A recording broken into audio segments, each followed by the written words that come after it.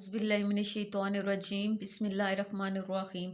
अज़ीज़ तलबा अस्सलामु अलैकुम। उम्मीद है आप सब लोग खैरियत से होंगे। अल्लाह पाक आपको ज़िंदगी के हर मैदान में कामयाब करे और आपको अपने घरों में खुश और आबाद रखे, आमीन। पिछली वीडियो में हमने अल्लामा इकबाल की नज़्म जवाब शिकवा के बंद नंबर 1 और 2 की तशरीह की थी। इसमें हम बंद नंबर 3 और 4 की तशरीह देखेंगे। इससे पहले जैसे कि मैंने आपको पहले ही बताया था कि आपने मरकज़ी ख्याल जो है अगर वो आप सही तरह देख लेते हैं तो आपके लिए तशरीह करना आसान हो जाती है, और जो मुश्किल अल्फाज होते हैं वो आप याद कर लें तो आप खुद से भी लिख सकते हैं। इसमें भी हम पहले मरकज़ी ख्याल एक दफ़ा देख लेते हैं कि अल्लामा इकबाल ने इस नज़्म में क्या कहा है।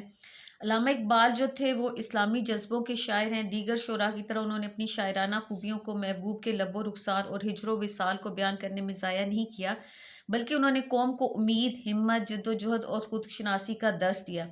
मुसलमानों को उनका माजी याद दिलाकर उनको हाल संवारने की तरगीब दी। उनकी शायरी जो है वो आसमानी सहीफ़ों की मानंद आलमगीर और लाजवाल है।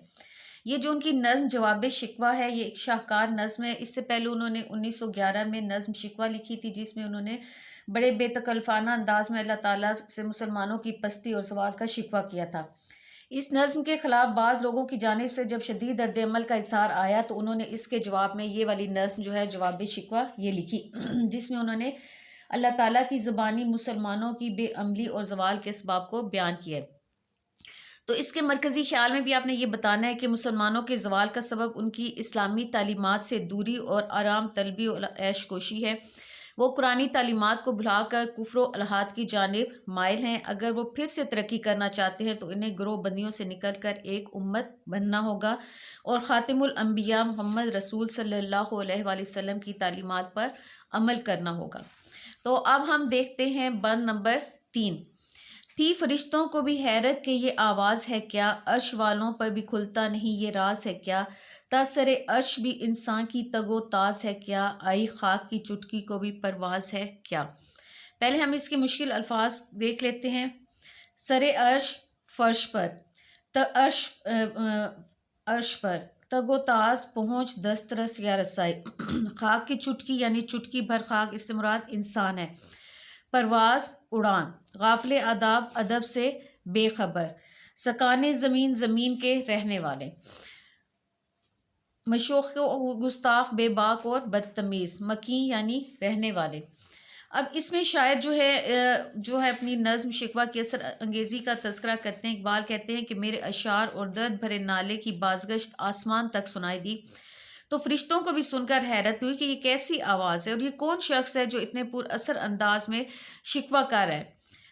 अर्श को थामने वाले फरिश्ते पर भी ये राज नहीं खुल सका, वो भी ये ना समझ सके कि ये आवाज़ किसकी है।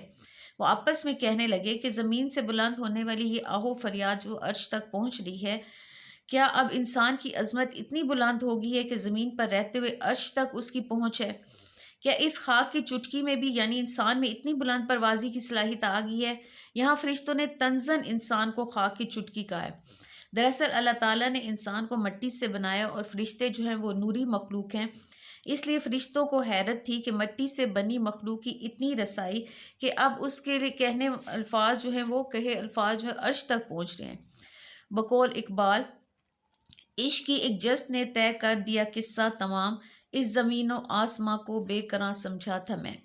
चूँकि फ़रिश्ते जो हैं वो हर वक्त अल्लाह ताला की इबादत में मसरूफ़ रहते हैं और उनमें आज़ी, इनकसारी और अताअत व फरमाबरदारी का अंसर बहुत ज़्यादा है।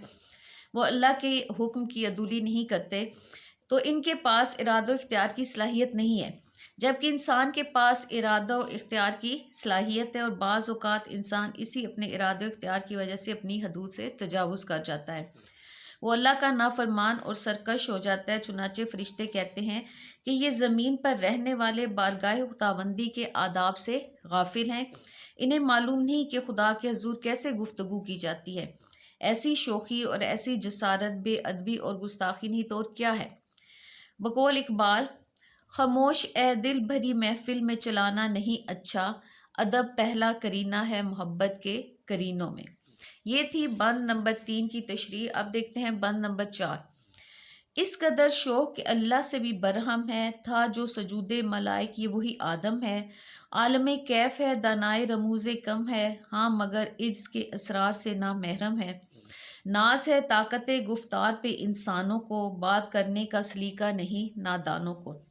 اس کے ہم الفاظ معنی دیکھتے ہیں۔ شوق کا مطلب ہوتا ہے بے باک، برہم ناراض، مسجود ملائک جسے فرشتوں نے سجدہ کیا ہو، عالم کیف سرور و مستی کی حالت، دانائے رموز کم پوشیدہ باتوں کو کم سمجھنے والا، عجز کے اسرار یعنی عاجزی کے راز، ناز غرور سلیقہ کا مطلب طریقہ، طاقت گفتار بات کرنے کی طاقت، نادانوں جو ہے نادان کی جمع ہے یعنی بے وقوف۔ اب اس میں اقبال کہتے ہیں کہ جب شکوہ کی آواز آسمان پر سنائی دینے لگی تو فرشتے انسان کی اس جسارت پہ حیران ہوئے اور کہنے لگے کہ انسان کس قدر شوق ہے کہ وہ اپنے خالق و مالک اور پروردگار سے بھی نالاں ہے، یعنی ناراض ہے، شکوہ کار ہے۔ یہ ناشکری اور گستاخی ہے کہ یہی وہ جو ہے انسان ہے جسے کبھی فرشتوں سے سجدہ کروایا گیا تھا۔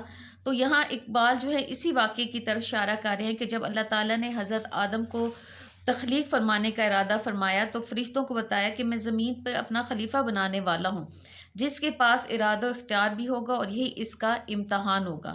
تو فرشتوں نے پریشانی ظاہر کی کہ انسان زمین پر فساد پھیلائے گا اور خون بہائے گا، کیا ہم تیری تسبیح اور پاکیزگی بیان کرنے کے لیے کافی نہیں؟ تو اللہ تعالیٰ نے فرمایا جو میں جانتا ہوں تم نہیں جانتے۔ اللہ تعالیٰ نے علم کے ذریعے انسان کو فرشتوں پر فضیلت بخشی اور فرشتوں کو حکم دیا کہ اسے سجدہ کریں۔ چنانچہ فرشتے اسی واقعے کو یاد کرتے ہیں اور کہتے ہیں کہ یہی وہ انسان ہے جو مسجود ملائک تھا، یعنی جس کو فرشتوں نے سجدہ کیا تھا۔ یہ درست ہے کہ انسان کے پاس بہت علم ہے اور وہ اپنی اسی عقل و دانش کے ذریعے ہر چیز تک پہنچ رکھتا ہے، لیکن ان خوبیوں کے باوجود وہ جو عز و نیاز کے اسرار سے وہ غافل ہے۔ وہ نہیں جانتا کہ آقا اور خالق و مالک کے دربار میں زبان نہیں کھولی جاتی بلکہ خاموشی اختیار کی جاتی ہے۔ انسان کس قدر شوخ اور گستاخ ہے کہ اپنی سرمستگی میں بارگاہ خداوندی کے آداب سے بھی ناواقف ہے۔ انسان کو اپنی طاقت گفتار یعنی بات کرنے کی طاقت پر بڑا ناز ہے، لیکن اسے بات کرنے کا سلیقہ نہیں۔ وہ یہ بھول گیا کہ اللہ ہی نے اسے اس بات کی صلاحیت عطا کی اور اب اسی کے سامنے وہ شکوہ شکایت کرتا ہے۔ اسے یہ تک نہیں معلوم کہ بڑوں کے سامنے پہ کیسے بات کی جاتی ہے اور بادشاہ کے دربار میں کیسے حاضری دی جاتی ہے۔ یہ شوخی اور گستاخی میں خدا کی ادا کردہ نعمتوں کو بھی بھول جاتا ہے اور ناشکری پر اتر آتا ہے۔ یہ گفتار کا غازی ہے لیکن کردار کا غازی نہیں بن سکا۔ بقول اقبال بڑا اپیدشک ہے، من باتوں میں منہ لیتا ہے، گفتار کا یہ غازی تو بنا کردار کا غازی بن نہ سکا۔ تو یہ تھی آپ کی بند نمبر 3 اور 4 کی تشریح۔ امید ہے آپ لوگوں کو سمجھ آ گئی ہوگی۔ پہلے ہم نے ویڈیو میں بند نمبر 1 اور 2 کی تھی اور یہ 3 اور 4 کی ہے۔ تو اگر کسی بچے کو کچھ سمجھ نہیں آتا وہ کمنٹ سیکشن میں مجھ سے پوچھ سکتا ہے۔ اگر آپ میرے چینل پر نئے ہیں تو میرے چینل کو سبسکرائب کریں، لائک کریں اور شیئر بھی کریں۔